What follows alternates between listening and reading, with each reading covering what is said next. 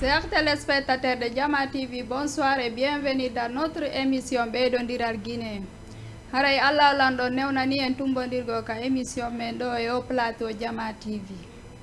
Haray hande kadi ɗe wondi ɗo e invité jo, haray ko invité jo mo anduɗon kono toujours en acca o présente o hiwrodiron e makko. Assalamu aleykum. Waaleykum salam wa rahmatullahi taala wa barakatuh. Téléspectateur ɓe Jama TV ɓen fof weltanama hajja en.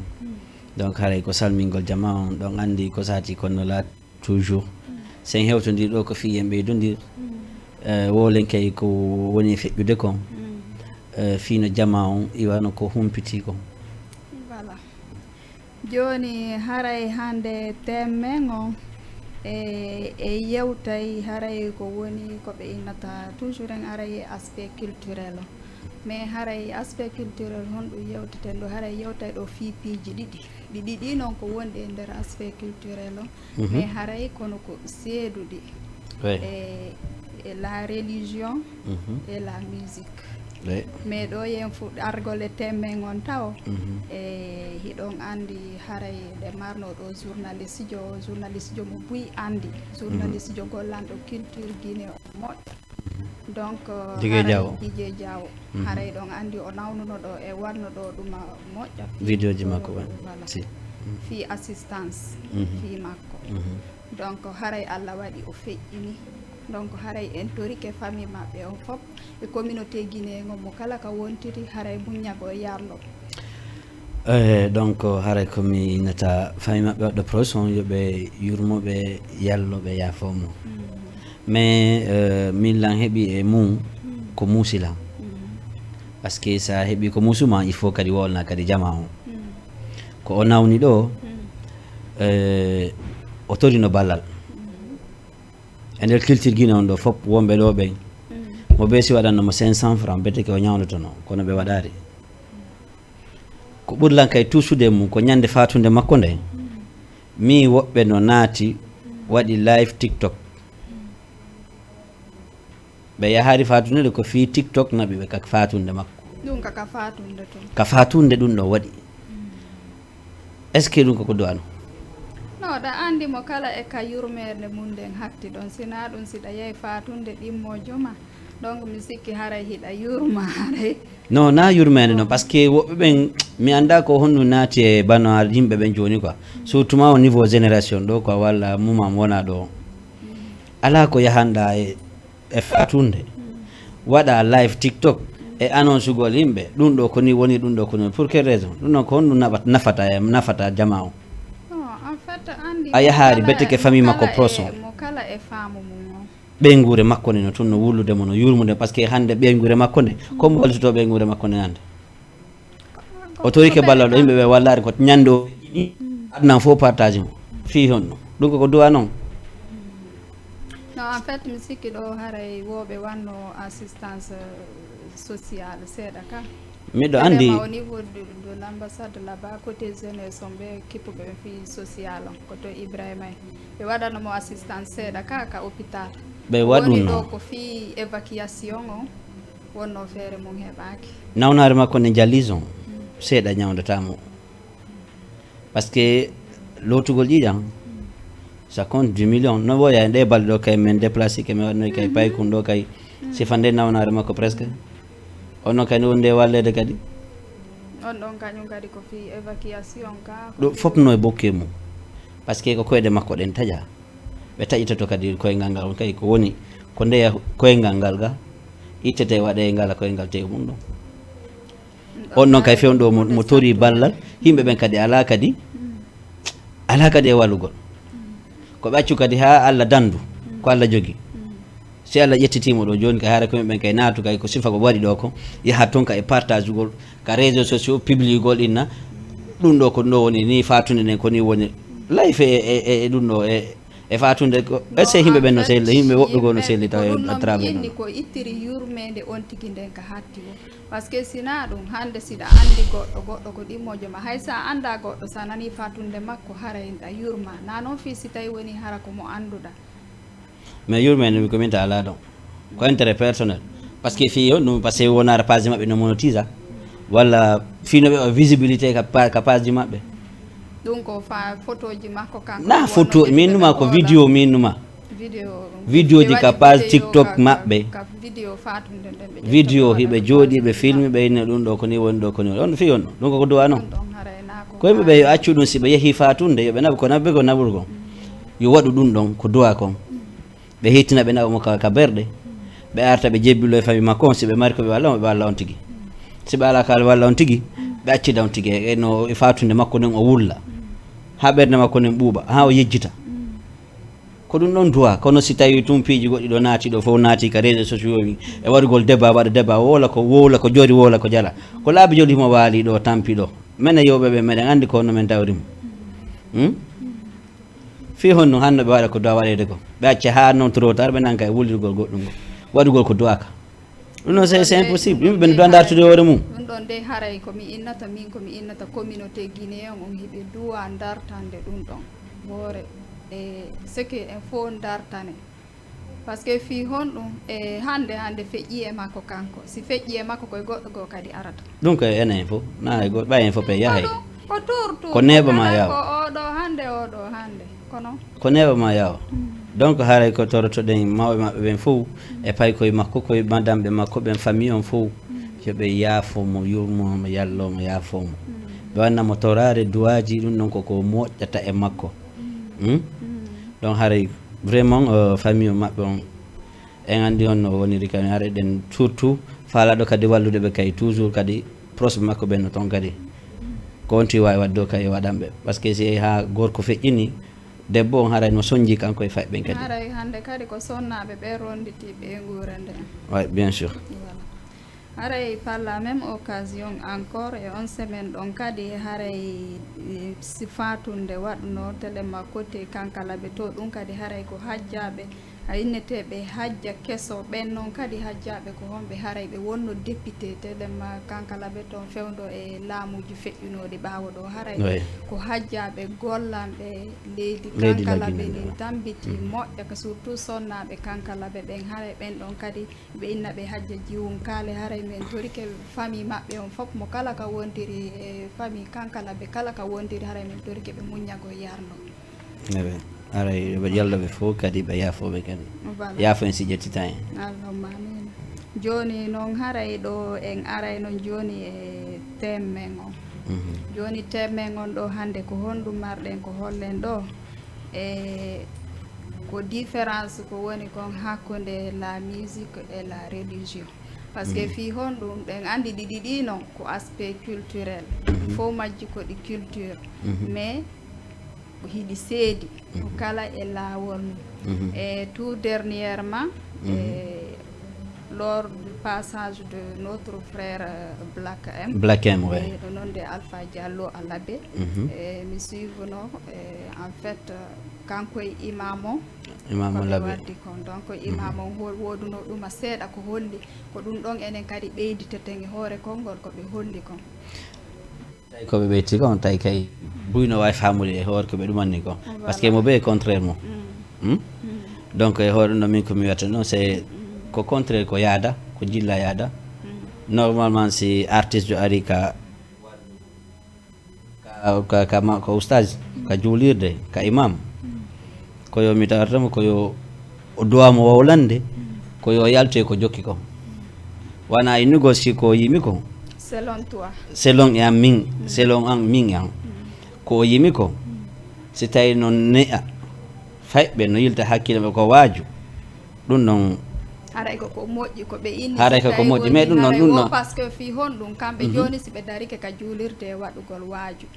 kamɓe kadi wano artiste ɓe ɓe yeehi e ɗumannagol to ko tomɓu jeune ɓe ɓen fayɓe ɓen fof ɓurata doguirde yawgol joni noon si tawi woni wano kamɓe waɗoɓe musique ɓen hara message mo ɓe jonnata on no wondi e éducation ɗum ɗon ala éducation ton musique ala éducation non selon toi parce non min komi wiyata ɗum ɗon on nde par ce que fi on noon sa daari musique musique ko musique waaju ko waaju to jillinire ko jilla ka siɗa yaade ka concert ko wattotoɗa ɗon kon sooda coñci ma ɗi e paɗi mangi hande sa collectionne to yaagol ɗo ko artiste ɓe walla ka boîte ko bona boni a ñama e 50 000 har ko fi watta gongol no mi addante exemple mo woni ɗo na fi consommation wano no mi addante exemple wonde wonde ko importance ko woni e nder mum kon quoi andi sen wowlay hunde an se wowlay hunde wawa yaltinde quoi so andi ɗo ko fi culture wonde ko tawata a wawa heɓude e nder mum kon hara ko nafata ko wondi e éducation wano ɓe holliri noon non mi addante gonga ko wiɗa kongoy mais sa yewtay hunde a fuɗɗota ko daƴƴere parce que ɗa andi kamɓe kadi ce sont des porteurs de message bien sûr donc ko gonga voilà. Mais selon ko minuma kon sa wa yaltay ɗo hande maximum waɗa 50 000 fi yaltugol ngol joni noon so tawi noon kaka yagol ka juulirde a financay ɗum a finançata essaye no ɗum noon no yaadino joni ka waɗoyta ko fi Allah den ko waɗoyta ko fi ko boni ɗon par ce que sa yeyi toon no na wajugol tumɓe jokkata ga ko concert wiya walla boîte wiya musique makko joni fof hara ndaaru musique black md fof fi wajuno ɗo ko fi gigol ɗo woni ɗo ga no bien sûr no andi ko fi gigo andi sey ɓe o yeehi ha ka oustage ɓen ka imam on labbe imam on inni tay ko yimata kon no yiltay fay ɓen donc kay côté go kay miɗo wawi innude ma no wawi wonde mais koko bokka noon koko yaada imam jo doaka min eyango imam doaka inde ko yiwondi goɗɗo ke matta ko ɗay ɗum ɗo ça c'est no arrangement ko normalement ko yo yiltu ko yo yaltu e mum complètement par ce que sey musique moƴƴa no harmi mi ari goɗɗo innuɗo ha hande musique no dagui walla yimowo musique hino moƴƴi ka non so yehi ka usa taray ko ɗaɓɓugol duwa fino avancira fino andi ɗo e wole woni mo kala e avis mum on fino famirɗa no par exemple anno famirɗa no woɓɓe goo kañum kadi haray na non famiri no bien sûr parce que so ƴettiɗo joni ɗa andi kon ɗum famata par exemple wano kame en dans certaines familles la musique c'est un héritage ɗum noon no heewi tef surtout la communauté sa anda mi addanama exemple par hande exemple dans la communauté mandeng la musique certaines musique wano woɓɓe goo no woodi hara wano ko ɓe inneten ɓen jeeliɓe kame c'est un héritage mi yeddama kono ɗani koko moƴƴa ko woni héritage wo ko woni héritage gonga welago e musique ma na ko laaɓi ko woni ko moƴƴa fa ɗum no ɗon on mi yeddarma an on famodira no min ɗum ɗon min on mi wata qualifiandema ɗum ɗon nayi wano musique ji goo no woodi hara woɓɓe goo si ɓe yimay hara ko haalaji yakkiɗi tum ɓe wolata musique fo woɓɓe goo kadi wano si ɓe yimude wo hara ko waajagol hara ko en tout cas ko piiji ɗumanniɗi hara hoyre ala e nder mum voilà mi addanama ɗo exemple piiji ɗiɗi jaabuɗa lan a wima ko grand artiste en ce moment dans le monde entier wiyeten kombo woni kadi meilleur oustage kadi oustage wajotoɓe dans le monde kombo hara wiyeten a wiya soudage ka hara ɗon ara e memɓe oustage Samba Douré en ɗon oustage Taybon en ɗon oustage Lamarane en ɗon oustage Mambeya en ɗon e joni noon ɓen ɗon andi ɓen ɗon hande si ɓe waɗi événement sifa paari yahay ɓen no toon ga ɓe yahata ɓen yahata est ce que ya hande oustage jo waɗi événement wala ko ɗum noon ɗa kadi wano ka concert ji kadi yahayɓe ɓen no toon ɓe yahata ɓen kadi meɗani ko ɗum ɗo so minwa ko piiji ɗi yahda voilà ko ɗum waɗi ha si tawi imam on holli ɓe inni ɓay tun hiɓe andi si tawi woni wano yimoɓen sino yimude ko toon fayɓe ɓen ɓurata yarde haray hiɓe toriɓe yoɓe waɗu hara ko gimi tawayɗi jonne éducation hara wawa fewnugol on ko ɗum no wasi min wonma e arande hande sinan fawi hande mi est ce que hanki ni mi oustas Amadou wuri no ɓe en voyage ma anda ko pays mo woni yaada est ce que so tawi ɓe har ko Paris noon ɓe woni yaada Black M no mariri himɓe essaye o jotto ka page makko hande o inna andeya miɗo tori jeunesse an on fof fanɓe am ɓen fof yoɓe yow ka waaju oustas Amadou wuri essaye o waɗa ɗum andi o iwi ka won toon ka pays ko won toon ari woodi ɗo yimɓe buy hara ko oustajiɓe hara ɓe amay hara ɓe yaay ɓe amoya ɓen ɗon ta bokkimɓe oustas ɓen ɗon na oustas ɓe ɓen oustas ɓe ɓen no woni oustas no poosi affaire no fussaguiɓe ɓen kono ɗa andi yimɓe buyno wodiri noon fussaguiɓe ɓen ɗon kay no à part yaho jokkuɓe musique ɓe no jokku no woni à part hande sa ƴetti ɗo 100% o 85% o sa ndaari yimaɓe ɓen modi baabe maɓɓe hara ko ustaji walla nen maɓɓe ko hajjaɓe hara ko jangguɓe ha tippini walla hay ɓe wonɓe artiste wimoɓe ɓen ɗon hara ɓe tippini ɓe jangi ɓe hunji ɓe andi ko honɗum woni honɗum a faami mais y a de certaines choses komi wonma haalande kon si Black M ari labbe ka oustage ka imamu o faala tun arde soit ko juulugol tun o arayno o ɗumanno ko maintenant o rewi o hiwriɓe maintenant koɓe rewi hiwragol ɓe a yino ko ɗum noon waɗi yewtere koɓe yewti kon quoi ko ɗum noon so waɗani ɗum ɗon taw yohu e mumanji goɗɗi gonodi par ce que mandi mo wonde yimɓe ɓen ko sikkata kon yaada a faami hande min e hara o nodday no ɓe inna mi hay kamo nangam jour nangam o yaha en privé hara goto andata mais so yeehi o ƴettoyi photo o ƴettoyi image ayi ko wanno ka grande mosquée Conakry ka jonno essai erreur ñano araɗo ɗum ɗon andi ko popularité on non a famari min wano artiste ɓe ɓe buysinati ka juulirde ko julɓe ko julɓe par ce que fi honɗum e wano jeune ɓe wonɓe yawde juulugol ton ɓen komi innata ko kamɓe woni ala ɗuma sina ɗum sino juulede ɗa wawi accude ko yiɗuɗa goɗɗo o acca ha gayne juulede ma accon ha yalton ka yaasi mais plus souvent artiste ɓen e yiyeɗo si yeehi ka juulirde juulugol e artiste ɓe januɓe andaɓe ɓe e a yeeyi fof no gidda e maɓɓe ka nder juulirde toon ɓe accata ha yalte ka yaasi ko ɗum no ay noon ɗon jeunesse on no mari no déborde ɗon ko complètement ɗum ɗon ko probléme jeunesse o par ce que sa artiste o si yeehi ko julɗo ko juulugol nawimo son fottoya ka concert waɗon toon live ji mo waɗon toon photo ji mon waɗon snap ji mon toon yahare toon mais ka juulirde mo ɓe no ari fi ɗaɓɓugol no hotira janggo mo ɓe yo maporo ɗum ɗon ka mais si wano ɗo ni min on dey e ango min la waɗi contrôle koɓe maɓɓe wi ɗon ko carrément ko ɓe innayno min sagara ko ɓe wajoto ara min simi yeehi ɗon ko ɓen talan baba ittuno sukudu ma ga ko ɓe innayno ma ɓagan kadi baba yaltu ko jokkuɗa ko joni ari ya heeɓi ɗum ɗo a heeɓi ɗum ɗuma nike ma yaltu par ce que moƴƴa ñando mo natude ga musique makko yimat ɗin fof sa jenti kadi na bakka to wonanta ma kanko kadi kadi heɓata si o jangi joni Qur'ana o publique page makko hettiɗo wo ko baraji wonanimo ga mo hettaki o kay ko baraji wonan toon par ce que ko Qur'an o wooli fimo sa wooli musique e Qur'an ɗum ɗon bokka yaada maɓɓen si yeehi toon o toroyke ko dowa ɗaɓɓoyi ba ko honno ɗaɓɓoyi ɗum ɗon mo dowano wadde privé entre maɓɓe par ce que nokkir ɓuuri mo yaade ko privé o yaata ga ko yahayno ka président ha wayndi passeport diplomatique o na privé ɗum no fo wanno hari ɗum no fo no ɓe ɓana na message adda privé non andi ko ɗon noon sertini yimɓe ɓen si o arino ka maɓɓe no dowano hollude mo laawol ngol ɓe jokkingol andi ko famata ko autorité o woni na goto non bien sûr ko gonga sa yeeyi an halfinama woni imamu e laaɓe andi ɗa mari doole ga imamu e sallijo ko Allah joɗɗini ɓen noon goy e président pagay waɗari mais ko conseil mo ko ɓe wolnimo kon min o woni mi d'accord ari ɗum ɗon min e an on dey mi anda noon fiigo hedditiɗo Black noon min no welela miɗo jento ɗum ɗo makko mais ko ɗum ɗa e koɓe wolkini ɗum ɗa mo safe dey bokka si wiya juulugol ka juulugol yaten se yahay ka hirde ka hirde wonɗa yaade ka ɓe ɗaɓɓiro no ɗaɓɓiroɗa o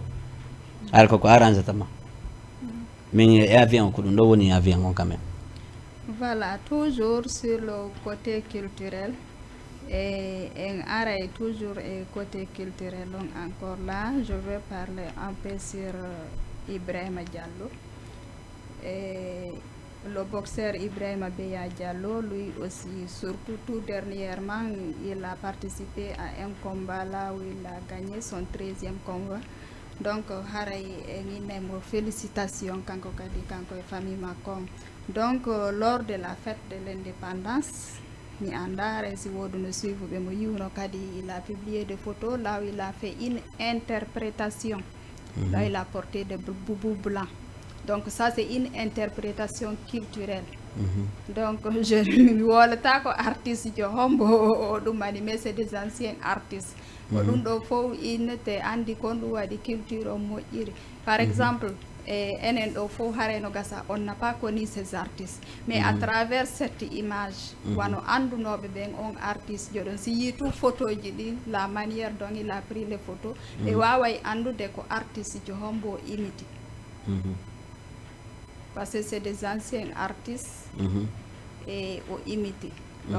donc mi haalata ko hombo ha fiyo yimɓeɓe yo ɗaɓɓitan hoore mum donc malgré que a inni en télé ma côté musique konge ɗum ɗa haray na hunde yaadude mais mimi ɗo andi de fo e maɓɓe mo kala e mum no mari importance mum on de part et d' autre ay ko woni na laawol gotol ɓe rewata ay mbuuɗe na mbuuɗi natinde ko natuɗa o goy si a jogui mbuuɗi a waɗay ko falɗa o faalaɗo mbuuɗi kay jaɓante ko jaɓ yogoy kadi ko yaltinɗa ɗo million joyi joƴƴinɗa ɗo hiwriɗa goɗɗo o wolanta ko yaltamagoy mo wakkili dey bo wadde boycott o yaara sengo ha heɓa ko faala kon après si kanko ande siltoyto mais siɗa jogui mbuuɗɗi sifa blague so ari ɗo joni o hiwri kama kenna mbuuɗi o hiwrotoma na fi mbuuɗi wonɗe wowlude ko ɗum culture ko ɗum culture on ko ɗum wasi différence ko woni hakkude la religion et la culture ko ɗum wasino min ɗum ma siɗa jogui mbuuɗi ko culture par ce que ko culture on ko mbuuɗi woni ka nder culture ko ɗum wasi ɗe natude kadi nder culture ton si mbuuɗi alano toon a nattano hande na journaliste si mbuuɗi alano a natay kala ko naɗɗa andu ya intérêt ma hono toon ka donc ko chose ɗi anda ka wurana kay mbuuɗi no heewi toon kadi nda ɗum wano exemple pay kum min kum ƴettu kum champion du monde ka wurama komo laaɓe kadi ka mais ko Sénégal o représente on ɗon hande ko mo jogui mbuuɗi makko ɗin à travers ka wurama ustas en kay ko ɓe yahata waajo en ko fof kay ɗum noon kay ko mbuuɗi ɓe yoɓete kay ɓe yaha ɓe waajo na gratuit woni e yadde ka artiste o kay si yahay nokku goo ko mbuuɗi o siñata so yaha sifa ndaaru partenaire men ko feƴƴi ɗo kadi na digui mbuuɗi haaɗi o ɗum ɗo guere o waɗi ɗum ɗo fof donc culture on no waɗi deux différent ko bokka yaada sen yeehi ka uran ka wallu diina ko ɗon ɗum jokketen yahi so yahay ka wallu artiste wallu ɗum ɗo on ko ɗon ka yarten mais si yeehi tum e haɓɓiti en jillidira ko jilla ko mbuɗɗin folata on tigi a yehi mbuɗɗin no ƴettama naɓa ma ka bona ko boni toon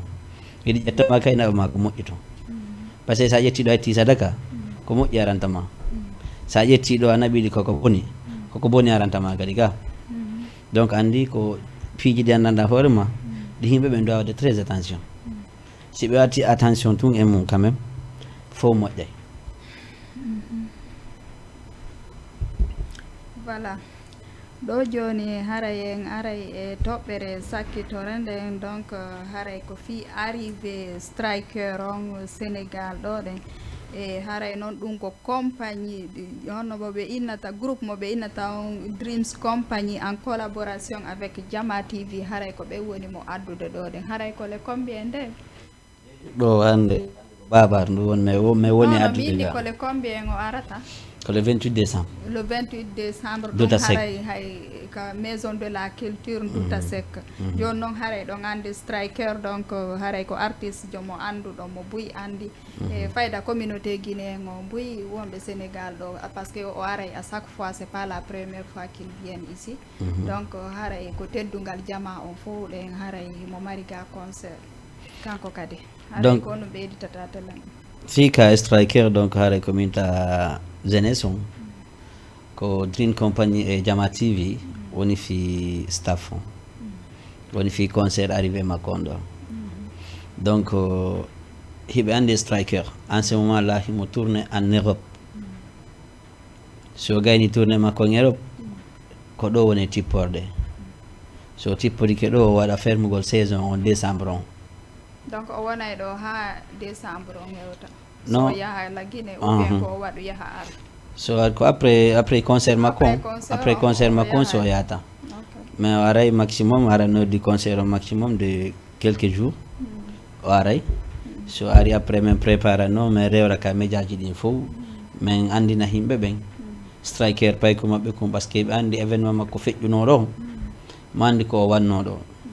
ɓe yi kay concert makko Paris on kadi fewɗo ni ko guise fermé kadi o arde mum donc haray toujours ko en ar soutanen mo accompagné kadi Dream Company e Jama TV pour événement on hara hay fuus mo be arta heɓa ko mettata ɗum par ce que kay mo be kadi arta ka heɓa komo to fi honɗum no organisirte noon kadi no rewi lawol donc ala fuy ko mo be ko faala o hino ton dolo koye makko koye kay no woodi dolo kon e keppir num ensemble makko on fof no woodi fof kay koye sa faala mi waɗante livraison ko yeyte koye à combien prix on ko 5000 francs na ko seeri donc ko fi fans ɓe keppiyol fof e dolo kunkon donc ko fi fans ɓe makko ɓen rek bientôt kadi ɓe yiyay piiji kesi kadi à travers kay striker na woodi komi watta caravane komi watta menen fi juuɓe hôtesse ɓe ɓen fof e ɗum ɗon ko fi o concert makko ɗo ka ko fi concert ji aroyoji ɗin par ce que ɗa andi ko ya woɗu jama concert ko fi concert striker o mum ma walande on ɗo e nde o waɗay carnaval mi waɗay carnaval e makko e voilà mais juuɓe hôtesse ɓen fof kamɓe inchallah donc haray koɓe préparanoɓe habbo striker à Dakar 28 décembre donc haray na ko juutata ko raɓɓiɗi hewti déjà par ce que sa daari fewande ko combien e mois juuɗi heddiɗin donc ko quelque temps rek heddi inchallah ok voilà ɗo haray en ari tigi tigi ka fen émission men on joni so tawi haray no woodi ko ɓeyditata télé ma communauté guinéen on haray ɗa wawi hollude donc haray fermude communauté guinéen on koɓe wattan ila piiji bus ko wona e waɗayde kon ka yaasi réseaux sociaux on fewn ɗo o domini jama on yimɓe no wadde ko dowa ka waɗede surtout à travers ka culture surtout à travers ka religion ayay ɗo joni hunde si wowlama ɗo ɓe yalta ɓe ƴetta photo goɗɗo ɓe adda ɓe takka e hoore ko wowla konte hara na kanko kadi wowli hara na kanko kadi woɗi donc yimɓe no dawande très attention andina kay jama o hiɓe duwa jonidirde juuɗe wallidira surtout si ɓe yalti ɓe yehi aventure surtout wako feƴƴi ɗo ko probléme ji yimɓe ɓen ko no woniri ni agression ji piiji ɗi andanɗa hoore ma ko yimɓe ɓen ma wano on ɗo journaliste jo no nawniri ni no nawniri heɓude ballal ko timmi tigi tigi on haray jama on no hani wattangol yiɗi e ɗum ɗon moƴƴi bien no woodi ɗo ko ɗum wasimi hennuma yimɓe ɓen no dawa wattande yila yimɓe ɓen jokki domaine mo andanɗa hoore ma ko doaka par ce que haɗa inen hiɗe yurme pullo Fouta no inen hino yurme no mari leeɓol limana ko fewdo hande mais hande minata ko woɓɓe go heddo ɗum woɓɓe go heddoraɓe o ma o ɗo ko fi communauté guinéen on fof par ce que ɗo koye leydi étranger on tigi woni ni non bien sûr ɗo fi surtout kay woɓɓe no woodi ɗo harana kamɓe famille maɓɓe woodi ɓuyi no woodi ɗo e mum hara ko kañum e yimɓe janamɓe wondi sifa min ko janam hay kawtal ɓe ala min ko sénégal en ɓe min e sénégal en ɓe donc min e sénégalais mais ko minen woni par ce que mbimi arɗo kamɓe wallan accueil miɗo wondi e maɓɓe minen gollide kadi ko Allah waɗi harani ko yimɓe moƴƴuɓe wonduɗa e muɗum mais toujours kadi lanka fulɓe ɓen ko ɗo mi ɓuuri kay basade fi kala ɓeeɗa ɓe naɓiri lan sengo kono hattamiɗo ka fulɓe goɗɗo kan si a woni e leydi fayda no ɗumanorɗa o ko no wonirta donc haray ko salmingol jama on fof weltano ina yo suive émission mon on ka Jama TV ɗo kala ko tawɗon metti on walla ko tuusi on haray meɗen tori yafoye par ce que ɓano adama timma haray ko ono wata men kay timmintinde haray meɗen weltani haray ko ingol en semaine prochaine kadi inchallah merci